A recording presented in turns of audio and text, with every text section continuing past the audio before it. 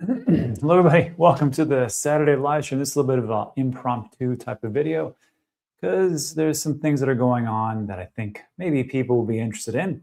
Let's just jump right into it. So first of all, this is what I woke up to this morning, roughly around 4:30 a.m. And apparently there has been a missile strike to multiple places, multiple military bases in Venezuela. And here's some of that video from what's going on. Just take a listen. This is a little bit graphic, so if this isn't for you, I understand. But we'll talk about this, and we'll talk about what's going on in the market. So this is the strikes that are going on right now for military bases in Venezuela. And usually when I see this stuff on X, I'm not too convinced.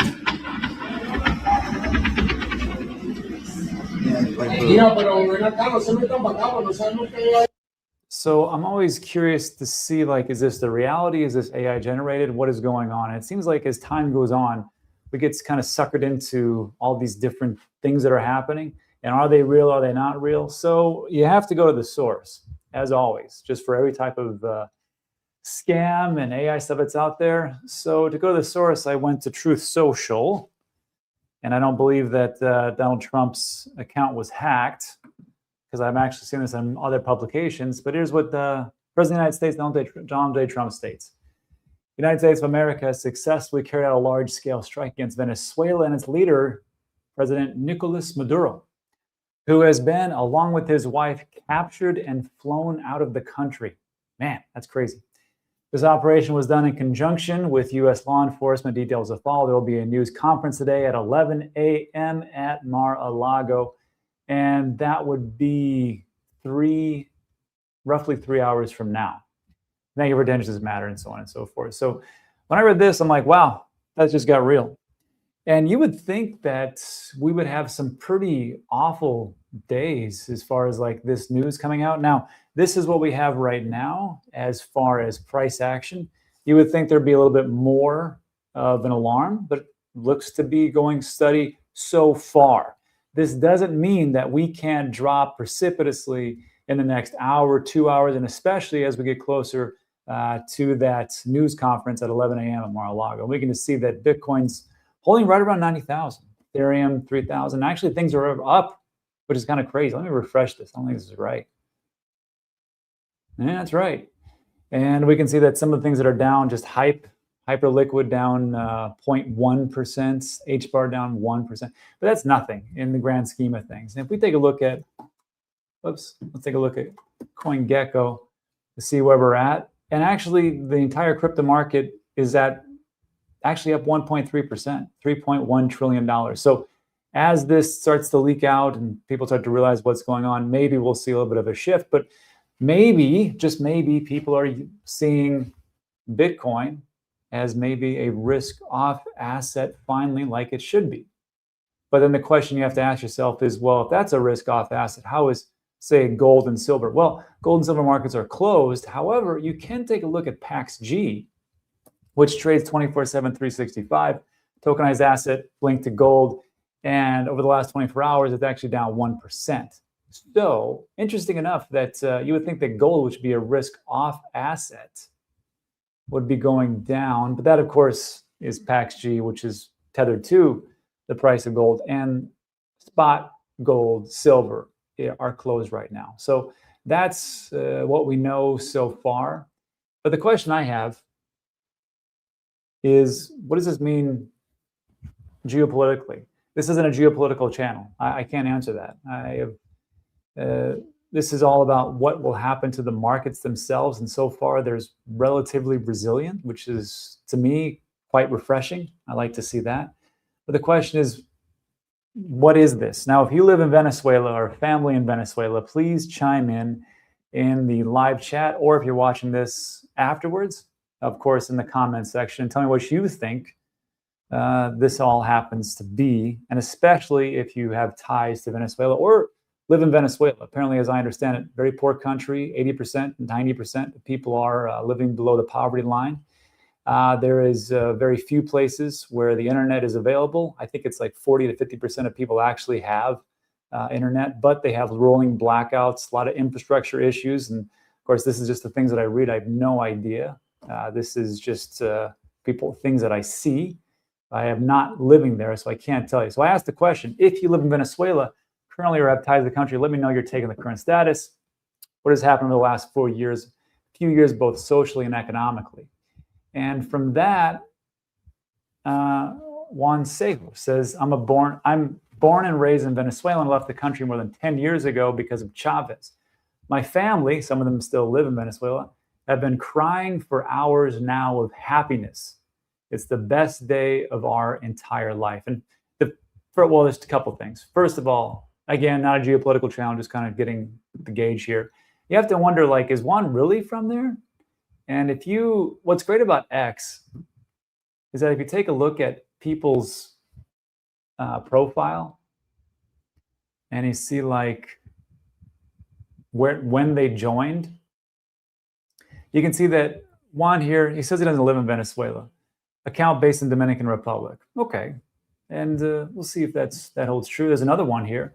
Ana Marie Diaz, Venezuelan lawyer, MPA degree, president, coalition. This is what she says is going on there currently right now. And if we take a look, let's see.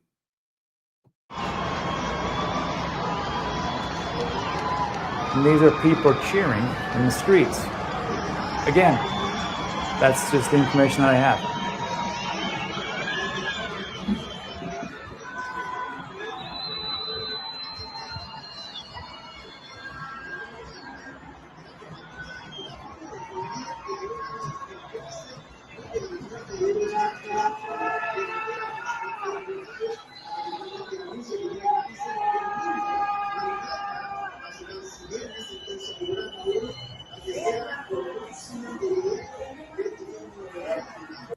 Well, great. Good for those people. I feel maybe this was, again, I'm not here to debate like the legalities of it. That's for all the geniuses out there. I'm just saying, looks like these people are very happy. Good for them.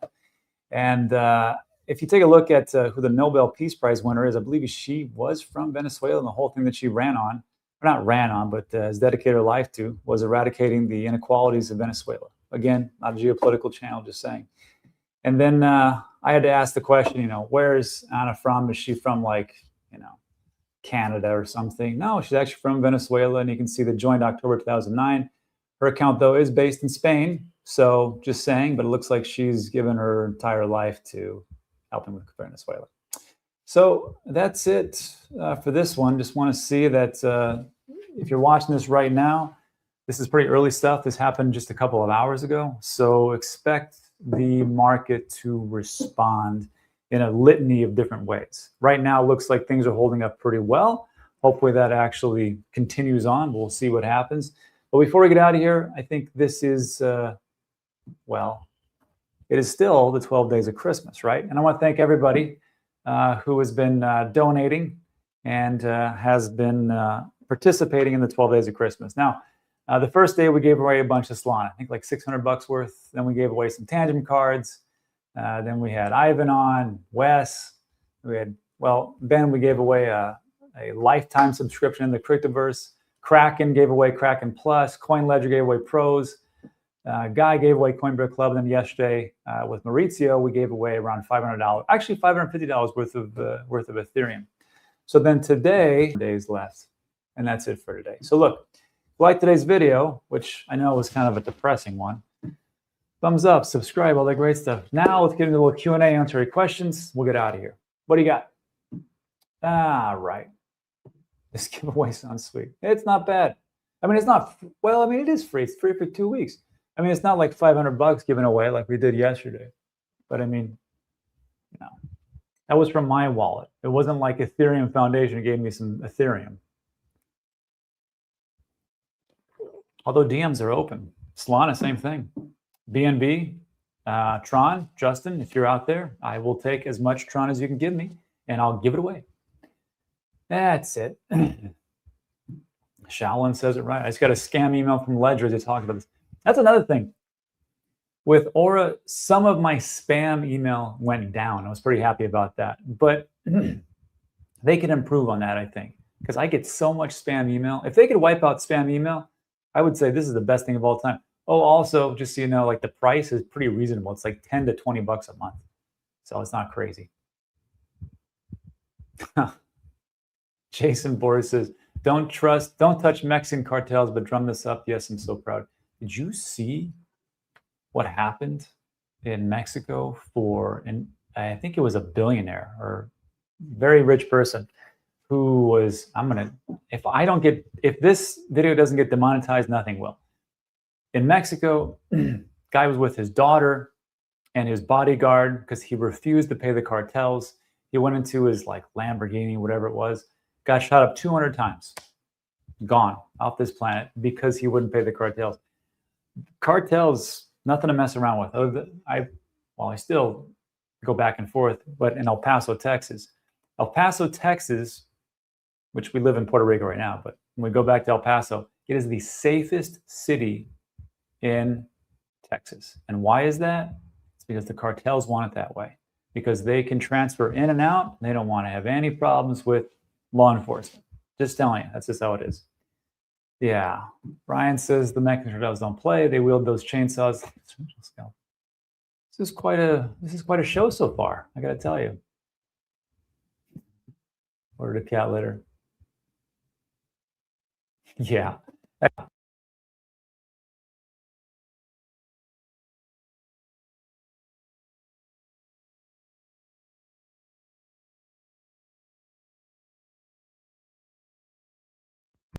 Sorry about the audio.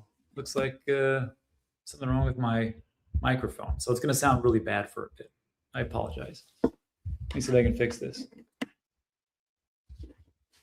It's not. Anyhow.